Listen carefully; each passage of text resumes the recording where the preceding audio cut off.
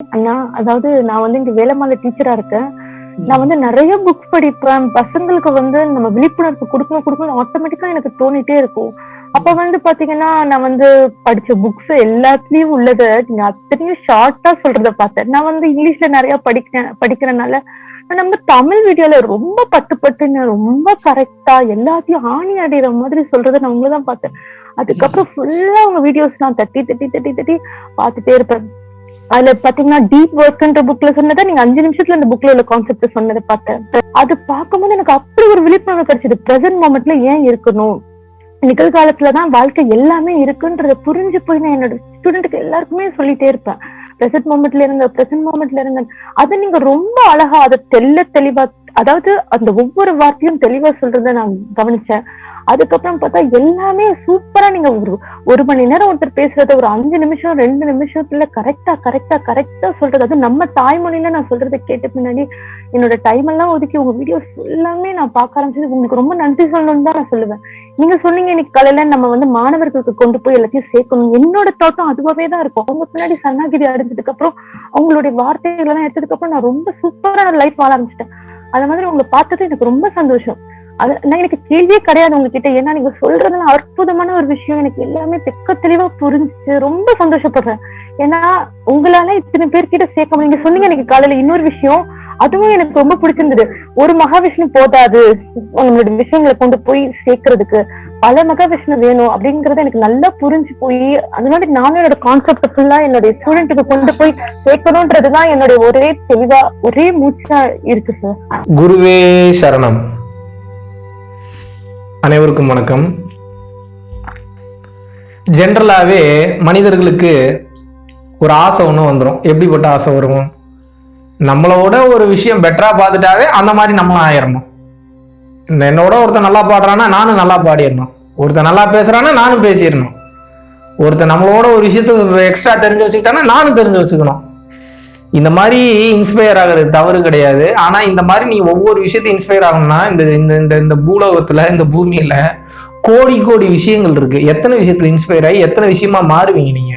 டக்குன்னு drawing master ஆகணும்னு தோணும், டக்குன்னு நல்ல பாடகர் ஆகணும்னு தோணும், டக்குன்னு பார்த்தா நல்ல நடிகர் ஆகணும்னு தோணும், டக்குன்னு பெரிய பிசினஸ் மேன் ஆகணும்னு தோணும், டக்குன்னு பார்த்தீங்கன்னா ஒரு நல்ல இசையமைப்பாளர் ஆகணும்னு தோணும், டக்குன்னு வந்து பார்த்தீங்கன்னா ராக்கெட் ஏகக்கூடிய விஷயத்தை எப்படி கற்றுக்கணும்னு தோணும், டக்குன்னு வந்து பார்த்தீங்கன்னா டான் பில்சேரியன் மாதிரி ஒரு எப்போ பார்த்தாலும் 4 பேரோட எப்படி ஜாலியாக இருக்கணும்னு தோணும். உங்களுக்கு எப்பயுமே பெட்டரை பார்க்க இதாயிரணும் அதாயிரணும் இப்படி ஆயிரணும் அப்படி ஆயிரணும் எல்லாமே ஆயிரணும்னு தோணும். பத்துமா 100 வயசு பத்துமா? 100 வயசு வாழ்றமா வாழலையான்ற செகண்ட் அதை விடுங்க. சப்போஸ் 100 வயசே இருக்குதுன்னே வச்சுப்போமே, பத்துமா? எப்படி பத்தும்? வாய்ப்பே கிடையாது. அப்போ ஒரு மனிதன் எதுக்கு இன்ஸ்பயர் ஆகணும் அப்படின்னா, தன்னிறைவான வாழ்க்கைக்கு பொன் பொருள் வீடு செல்வம் மனைவி மக்கள் செட்டில் பண்ணி விட்டுட்டு அடுத்து உண்மையை நோக்கி ஒருத்தன் இன்ஸ்பயர் ஆகணும். உண்மையை நோக்கி இன்ஸ்பயர் ஆகலன்னு வைங்க, நிச்சயமாக அவனால் நிம்மதியான வாழ்க்கையை அடையவே முடியாது. ஆல்ரெடி ஒரு டாபிக்ல பேசியிருக்கேன், காலம் கடந்த பின் தெரிய வரும் ஒரு உண்மைன்னு. 80 வயசு 90 வயசுலதான் ஆஹா மைண்டுன்னு நிக்க மாட்டேங்குது, எதையோ நோக்கி ஓடிக்கிட்டே இருக்கேன்னு தெரியும். அப்ப இப்பவே தெளிவாக்கிங்க, இப்பவே விழித்துக் கொள்ளுங்கள். இதுக்கு பேரு தான் ஞானம். அப்போ ஞானம், நீங்களும் ஞானியை போல பிரகாசிக்கணும்னு நினைப்பது மட்டும்தான் உண்மையை நோக்கிய மிக அற்புதமான இன்ஸ்பிரேஷன். வேற எந்த இன்ஸ்பிரேஷன் நீங்க எடுத்தீங்கன்னாலும் உலகம் சார்ந்த வாழ்க்கைக்கு ஓகே, உலகம் தாண்டின வாழ்க்கைக்கு செட்டே ஆகாது.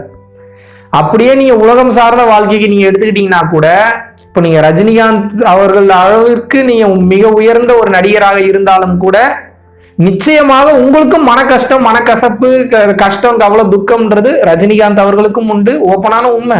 அமிதாப் பச்சன் அவர்களுக்கும் உண்டு, பில் கேட்ஸுக்கும் உண்டு, பில் கிளின்டனுக்கும் உண்டு, எல்லாத்துக்கும் இருக்கு. அப்ப இந்த ஞான நிலை என்பது எது ஒன்று கிடைத்து விட்டால் வாழ்வில் நீ வேறு எதையும் பெற வேண்டாமோ அதற்கு பேரே ஞானம், அதற்கு பேரே சகலத்தையும் கொடுக்கக்கூடிய விஷயம். இப்ப ஞானம்ன்ற ஒண்ணு வந்துருச்சுன்னா வேற எதுவும் நீங்க போகணுன்ற அவசியமே இல்லை. மற்றதெல்லாம் உங்களை தேடி வந்துடும், உட்கார்ந்த இடத்துக்கு வந்துடும், நீங்க எஃபர்ட்லெஸ்ஸா இருக்கலாம். அதனால இப்போ நீங்க ஞானியை போல அடுத்து எப்படி பிரகாசிக்கணும், இது ஒரு பெரிய சயின்ஸ். இது இருந்தாலும் இதற்குண்டான பேசிக்கான 2 விஷயத்தை நீங்க புரிஞ்சுக்கிட்டீங்கன்னாவே உங்களுக்கு எல்லாமே புரிஞ்சிடும். இந்த விழிப்புணர்வு நிலையோடு இருங்கள் அப்படின்னு எல்லாரும் சொல்லி கேள்விப்பட்டிருப்பீங்க. என்ன விழிப்புணர்வு நிலைனா என்ன? விழிப்புணர்வு இல்லைன்னா கான்சியஸா இருக்கணும், அவேர்னஸா இருக்கணும், கவனிச்சுக்கிட்டே இருக்கணும். இப்படிலாம் பல விளக்கங்கள் கொடுப்பாங்க. உங்களுக்கு புரியுற மாதிரி நான் சொல்றேன். அவங்க புரியலுக்கு தகுந்த மாதிரி சில விஷயங்கள் புரியும். இப்போ உங்களுக்கு சிம்பிளா புரியுற மாதிரி சொல்றேன். விழிப்புணர்வு நிலையோட இருங்கள் அப்படின்னா என்ன அப்படின்னா, இப்போ நான் உட்கார்ந்து பேசிக்கிட்டு இருக்கேன், நீ கடந்து வந்த பாதையை பத்தி சொல்லு அப்படின்னா என் வாயில என்னென்னமோ வார்த்தை வரும். நான் இன்னைக்கு அப்படி இருந்தாங்க, அங்க அவ்வளவு கஷ்டப்பட்டு அங்க இருந்து இப்படி டிராவல் பண்ணி வந்து அப்புறம் இவரை பார்த்தேன் அவரை பார்த்தேன்னு எதோ சொல்லுவீங்க. இதுல நான் ஒரு 1000 வார்த்தைகள் பேசியிருக்கேன்னு வைங்க. 1000 வார்த்தைகள்ல 900 வார்த்தைகள் குப்பையான வார்த்தையா தான் இருக்கும். 10 காசு கூட பிரயோஜனம் இல்லாத வார்த்தையா இருக்கு. அது பேசுனதுக்கு பேசாமே இருந்துக்கலாம், டைம் வேஸ்ட். ஆனா 1000 வார்த்தைகள் பேசினதுல ஒரு 100 வார்த்தைகள் மட்டும் ரத்தின சுருக்கமா அவ்வளவு அற்புதமா இருக்கும், கோல்டன் வேர்ட்ஸ்.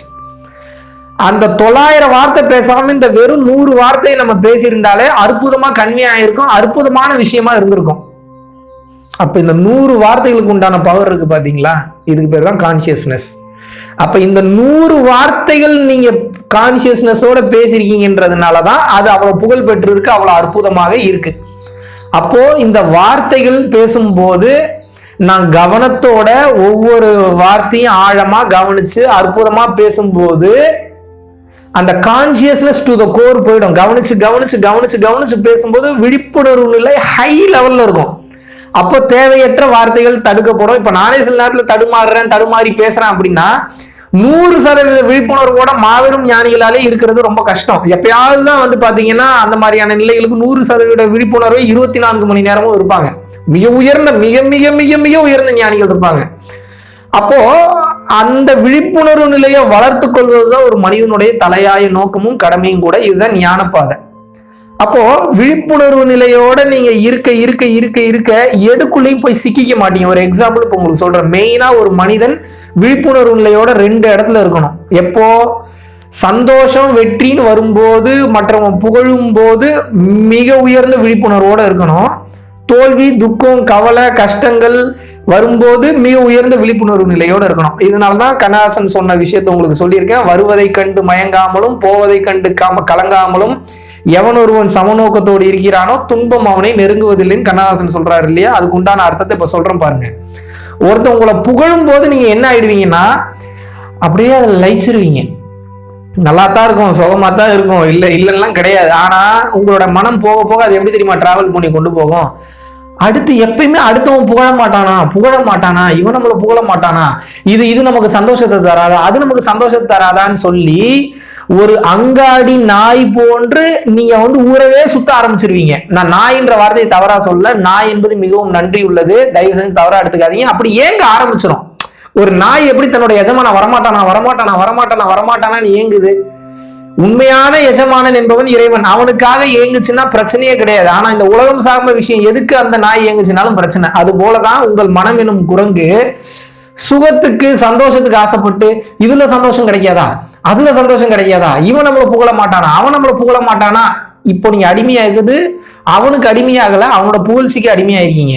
அப்போ ஒருத்தவங்களை புகழும் போது ஆஹா நல்லா இருக்கே, ஐயோ அற்புதமா இருக்கே, சூப்பரா இருக்கேன்னு சொல்லி நீங்க வாயில சொல்லனாலும் மனசுக்குள்ளேயே ரசிச்சீங்கன்னா அது ஆப்போசிட்ல இருக்கிறவங்களுக்கு தெரியாதுன்னு நினைக்கிறீங்களா? கண்டிப்பா தெரியும். அதவே யூஸ் பண்ணி மேனிபுலேஷன் பண்ணி உங்களை தவறான பாதைகளை கொண்டு போக வாய்ப்பு இருக்கு. அப்போ ஒருத்தவங்களை புகழ்றான்னா மூஞ்சில் அடிச்ச மாதிரி திட்டவும் கூடாது, ஒதுக்கி விட்டும் போக கூடாது. பார்த்துக்கிட்டே இருக்கணும். நம்ம மைண்ட்ல ஓடணும், டேய் என்னவே புகழ்ற நீ அப்படின்ற அந்த எண்ணம் இருக்கும்போது விழிப்புணர்வு நிலையிலேயே இருப்பீங்க. விழிப்புணர்வு நிலையில கான்சியஸா இருக்கும்போது அதுல போய் சிக்கிக்க மாட்டீங்க.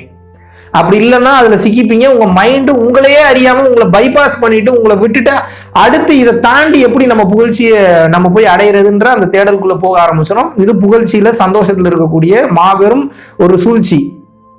இதே துக்கம் கவலை கஷ்டம் வரும்போது ரொம்ப கவனமா இருக்கணும். ரொம்ப ரொம்ப ரொம்ப ரொம்ப கவனமா இருக்கணும் இந்த டைம்ல. ஏன் அப்படின்னா உங்களை கொலை பண்ற அளவுக்கு தற்கொலை பண்ற அளவுக்கு கூட இது கொண்டு போயிடும். ரொம்ப ரொம்ப மோசமான விஷயங்க இது. சோகத்துல இருக்குமோ ஐயோ இப்படி ஆயிட்டனே, நம்ம வாழ்க்கை எப்படி போயிடுச்சு, என்ன பண்றது ஏது பண்றதுன்றது நீங்க சொல்ல உங்க மைண்டு சொல்லுது. எதிர்காலத்தை நினைச்சு வருத்தப்பட்டுக்கிட்டு இருக்கோம், இல்லைன்னா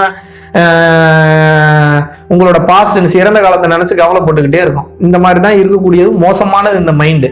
ஒரு குறிப்பிட்ட கட்ட வரைக்கும் அப்பா அதை நினைச்சு இப்படி ஆயிடுச்சு அப்படி ஆயிடுச்சு, நான் என்ன பண்றது, எங்க போக போறது, என் வாழ்க்கை என்ன ஆக போறது, இப்படியே இருக்கக்கூடும் போது டக்குன்னு விழிப்புணர்வு நிலைக்கு வந்துடணும். நீங்க இது கொஞ்சம் கஷ்டம் தான், ஆனா பிராக்டிஸ் பண்ணணும். பிராக்டிஸ் பண்ணாம வரவே வராது. நான் தெளிவா இருக்கேன். என்ன பெரிய கஷ்டம், என்ன ஆகிட போகுது? இறைவன் படைப்புல எல்லாம் கரெக்டா போயிட்டு இருக்கு, இந்த நேரத்துல இது நடக்கணும்ன்றனா அந்த நேரத்துல அது 100% நடக்கும், இது என்னைய கரெக்டான பாதையில தான் கொண்டு போய் விட போகுது. அப்போ இறைவன் ஒரு விஷயத்த பண்றாருன்னா கரெக்டான விஷயத்துக்காக தான் பண்றாரு. என்ன எனக்கு தப்பா நடந்துற போது, என்ன ஆனாலும் ஒரு கை பாக்குறாரு, எவ்வளவு கஷ்டம் கொடுத்தாலும் நான் தாங்குறதுக்கு தயார் நிலையில இருக்கேன் அப்படின்னு சொல்லி உங்க மைண்டு கூட எல்லாம் இறைவன் படைப்புல சரியா தான் இருக்கு, நான் சோகம் ஆக மாட்டேன், இந்த வருத்தத்துக்கு நான் கஷ்டப்பட மாட்டேன், கவலைப்பட மாட்டேன், கரெக்டான பாதையில தான் போயிட்டு இருக்குன்னு சொல்லிட்டு நீங்க செல்ஃப் மோட்டிவேட் உங்களை நீங்க பண்றீங்கன்னா அது உங்களை உயர்ந்த நிலைக்கு கொண்டு போய்விடும். ஒரு கட்டத்துக்கு மேல ஞானியா பிரகாசிக்க ஆரம்பிச்சிருக்கீங்க. எப்படி வார்த்தைகள் வருதுன்னே தெரியாது, மிக அற்புதமான வார்த்தைகள் வரும், மிக அழகான வார்த்தைகள் வரும், மற்றவங்களை இன்ஸ்பயர் பண்ணக்கூடிய வார்த்தைகள் வரும். அதுதாங்க உங்களுக்கு மிக உயர்ந்த ஞானத்தை கொடுக்கும். ஸோ புகழும் போதும் மற்றவங்க உங்களை திட்டும் போதும் ரொம்ப கவனமா இருங்க, உள்ளுக்குள்ள போய் சிக்கிக்காதீங்க. ரெண்டுல எதுல போய் சிக்கிக்கிட்டீங்கனாலும் ஒன்று ரசிக்க ஆரம்பிப்பீங்க, இல்லை அதுலேயே துவண்டு போயிடுவீங்க. எப்பயும் அந்த ஒரு நியூட்ரலான அந்த ஒரு ஸ்டேஜில் இருக்க கற்றுக்கிட்டீங்கன்னா உங்களுடைய வாழ்க்கை மிக சிறப்பானதாக இருக்கும், எங்கேயோ கொண்டு போயிடும். இந்த உலகத்தையும் ஜெயிச்சிருவீங்க, இந்த உலகத்தை தாண்டிய அருள் உலகத்திலையும் ஜெயிச்சிருவீங்க. பொருள் உலகமும் உங்களுக்கு தான், அருள் உலகமும் உங்களுக்கு தான்.